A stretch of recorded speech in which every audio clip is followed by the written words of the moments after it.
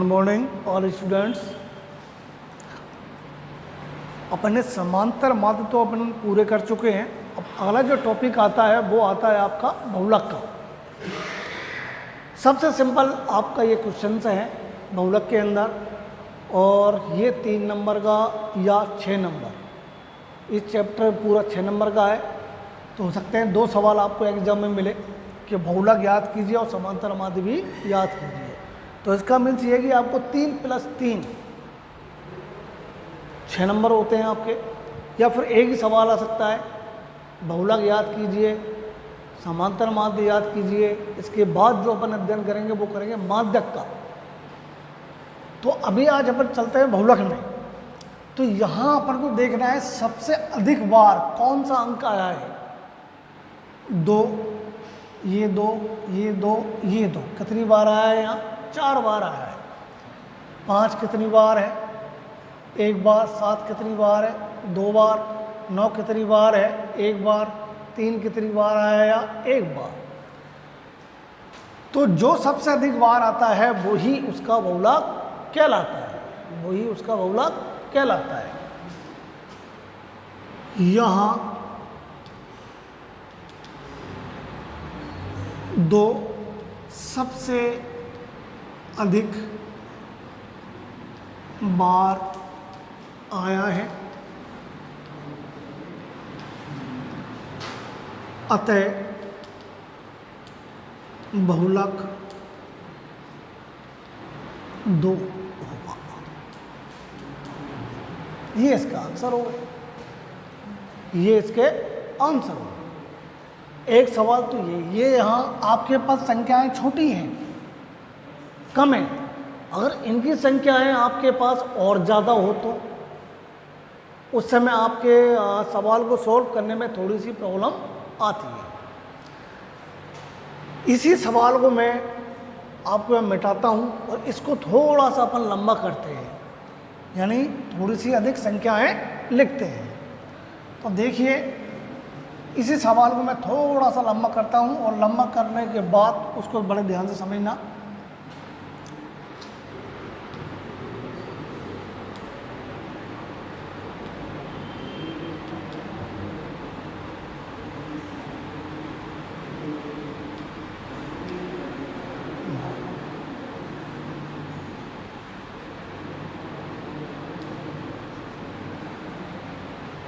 ये मैंने संख्याएं लिखी। तो इसके लिए अपन को एक टेबल बनानी पड़ती है जिसे बोलते हैं सारणी गणना चिन्ह, उसमें काम आएंगे आपके। तो देखिए, एक छोटी सी टेबल बनाएंगे अपन।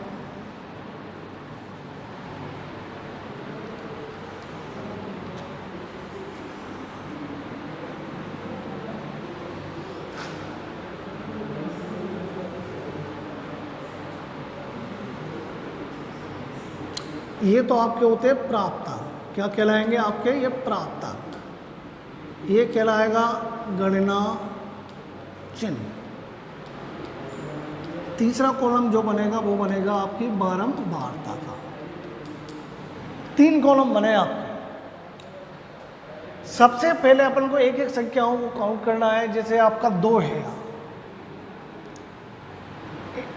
1, ये 2, ये 3, ये 4, ये 5 और ये 6। तो यहाँ पर 2 कितनी बार आया है? आपका 6 बार आया है। तो आपको 6 डंडे बनाने हैं, लेकिन 1 2 3 4 यानी 1 2 3 4 5वें डंडे को आड़ा करेंगे और हर 5वें नंबर को आड़ा करते हैं, फिर अगला नंबर उसके बाद चालू करते हैं। तो 5 डंडे अपन ने बना लिए, छठा ये हो गया। तो इसकी बारंबारता क्या कहलाएगी? आपकी 6। अब ये 2 के बाद क्या आता है आपका? इसमें 3 आता है। तो 3 देखिए यहाँ तक नहीं है ना, 1, ये 2, ये 3। तो 3 कितनी बार आया है? यहाँ 3 बार। तो इसकी बारंबारता क्या कहलाएगी? 3 कहलाएगी। 3 के बाद आता है आपके पास 4 अकेला ही है यहाँ, एक डंडा खींचेंगे और इसकी बारंबारता भी फिर 1 कहलाएगी। 4 के बाद 5 है, 1, ये 2, ये 3। तो इसके भी 3 स्टिक बनती है। 5 के 3 डंडे बनेंगे आपके, तो इसकी बारंबारता 3 आएगी। 5 के बाद क्या आता है, देखो 7 आता है, 1 2, तो 7 आपका कितनी बार आया है, यहाँ 2 बार आया है, तो 2 डंडे बना दीजिए और 2 इसकी बारंबारता हो जाती है। अब 7 के बाद आपके पास 8 है, कितनी बार है, ओनली 1 बार है आपके पास, तो 1 इसकी बारंबारता हो जाएगी। 8 के बाद क्या आता है आपके पास, 9 है क्या इसमें, देखिए है 1 और है क्या, 9 नहीं है, तो 9 का भी एक डंडा खींचेंगे और 1 इसकी बारंबारता कहलाएगी। अब 9 के बाद 10, आपके पास 10 नहीं है, 11 है, 11 कितनी बार आया है, 1 बार आया है, तो उसकी भी एक डंडा हो जाएगा। अब आपका सवाल सही है या गलत, इसको चेक करना है, तो आपको ये सारे डिजिट, सारे नंबर काउंट करने हैं, 1 2 3 4 5 6 7 8 9 10 11 12 13 14 15 16 17 18 है, तो इनका भी टोटल आपका पास 18 आना चाहिए। 6 3 9, 9 और 1 10, 10 3 13, 13 2 15, 16 17 18, तो आपके पास जो बारंबारता का योग है वो आपके पास क्या आना चाहिए, 18 आना, और ये भी 18 है, तो इसका मीन्स आपका सवाल यहाँ तक सही है। लेकिन बहुलक क्या होगा, आपके सामने ये प्रॉब्लम है। तो मैंने अभी पहले के सवाल में एक चीज़ बताई थी, जो सबसे अधिक बार आता है, सबसे अधिक बार यहाँ 2 है, कितनी बार आया है, 6 बार आया है, तो इसका मतलब इसका चर क्या कहलाएगा, 2 कहलाएगा। चूँकि यहाँ सबसे अधिक बार 2, यहाँ सबसे, यहाँ लिखो 2, दोबारा मिटा के लिखता हूँ मैं, यहाँ 2 सबसे अधिक बार आया है, तो अतः बहुलक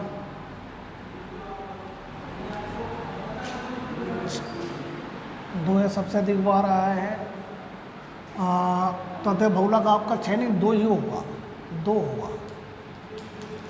इसको अपन ऐसे भी लिखते हैं, यहाँ सबसे अधिक बार 6 है, बार मीन्स बारंबारता, सबसे अधिक बारंबारता 6 है, अतः बहुलक 2 होगा, ऐसे भी अपन इसको लिख सकते हैं। ठीक है, मैं कॉलम में लिख देता हूँ, यहाँ सबसे अधिक बारंबारता 6 है, अतः बहुलक 2 होगा। ठीक है, आपके पास सवाल डायरेक्ट भी आ सकता है कॉलम वाला, जिसमें ये प्राप्तांक मिलेंगे और यह बारंबारता मिलेगी। सिर्फ आपको बारंबारता देखनी है कि सबसे अधिक बारंबारता क्या है और उसकी संख्या क्या है, यानी उसका चर क्या है, वही उसका बहुलक कहलाएगा। ठीक है ना। तो देखो एक सवाल और समझो आप ऐसा ही, देखिए मैंने आपको ये सवाल दिया है, वहाँ तो अपन ने सारणी तैयार की थी, लेकिन यहाँ एडवांस बनी हुई है। सिर्फ आपको ये देखना है कि सबसे अधिक बारंबारता कौन सी है, इसके अंदर 7 आई है, यानी 7 आया है। अब जिसका चर क्या आया है यहाँ 9, तो बहुलक आपका क्या कहलाएगा, 9 कहलाएगा, क्योंकि यहाँ सबसे अधिक बारंबारता क्या है, 7 है, क्या है 7 है, जिसका संगत चर क्या है, यहाँ 9 है, अतः बहुलक 9 होगा। ये आपका सवाल खत्म हो गया। तो आपको कुछ भी हो इस तरह का सवाल आता है और बहुलक पूछता है, तो आपको सबसे अधिक बारंबारता आपको देखनी है, और जिसका जो भी संख्या है x में वो संगत चर है, और वही उसका आंसर कहलाएगा, वही उसका आंसर कहलाएगा। ठीक है, अब मैं आपको अगला सवाल समझा रहा हूँ। वो उसमें आपको 3-4 चीज़ें याद रखनी है। देखिए, अब मैं आपको अगला सवाल बता रहा हूँ, जो मेन सवाल जो आपके एग्जाम में आता है। 3 नंबर में आ सकता है और 6 नंबर में भी आ सकता है। अकेला आता है तो 6 नंबर का आएगा, नहीं तो 3 नंबर में आएगा। सवाल के अंदर अपन को कोई फेरबदल नहीं करना है, किसी भी प्रकार का इसमें फेरबदल नहीं होगा। सिर्फ आपको सबसे पहले बारंबारता के अंदर सबसे बड़ी बारंबारता आपको देखनी है, और सबसे बड़ी बारंबारता को देख करके आपको एक सर्किल या चौकोर स्थिति में रेक्टेंगल यानी मीन्स आयताकार उसको इसमें पैक करना है।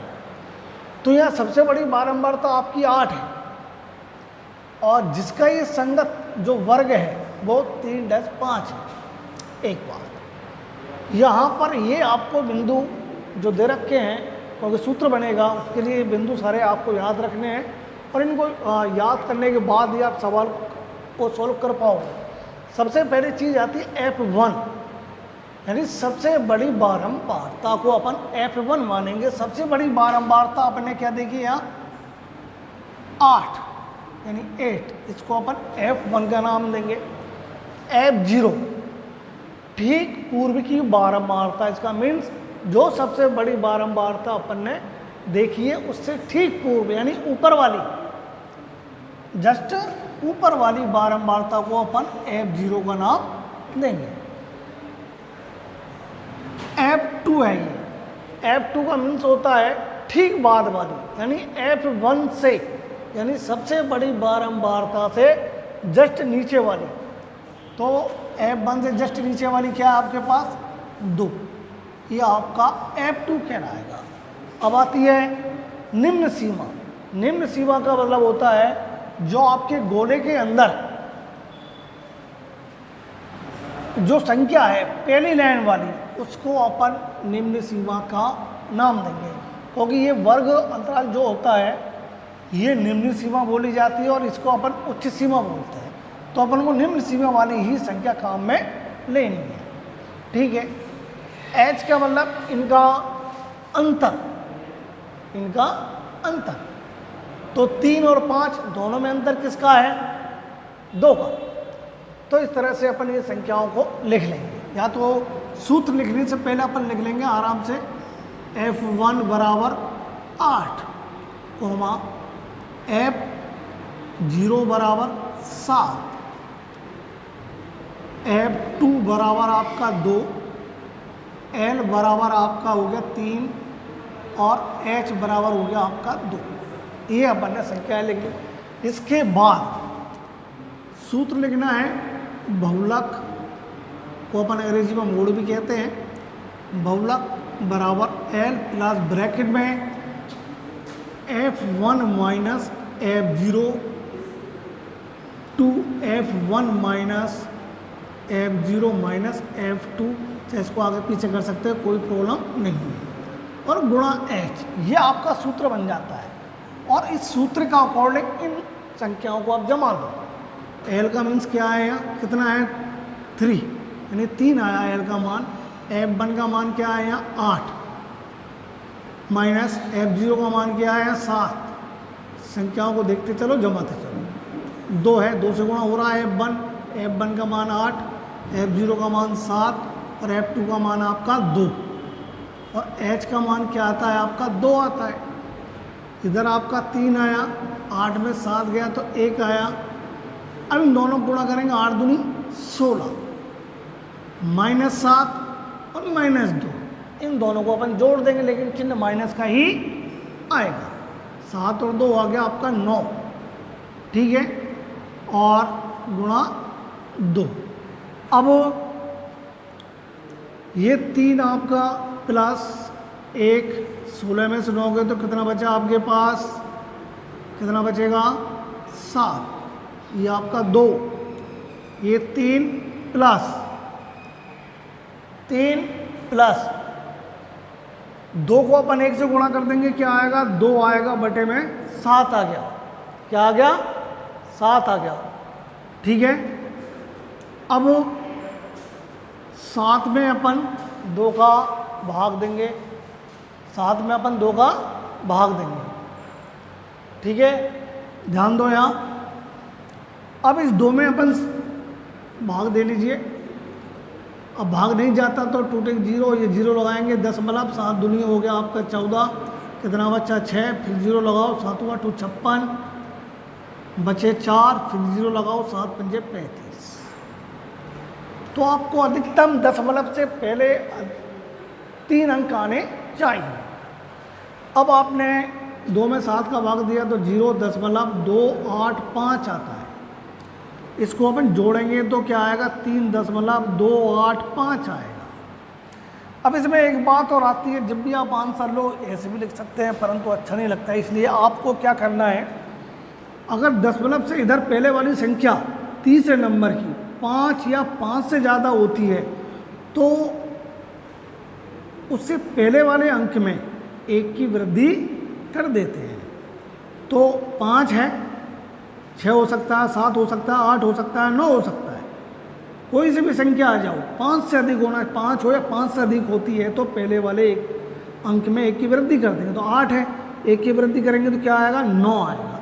अगर यह 5 से कम होता, 1 होता, 2 होता, 3 होता, 4 होता, तो ये 28 का 28, यानी 10 से इधर 2 8 है आपका, 2 8 का 2 8 आ जाता। तो ये आपका आता है 3.29।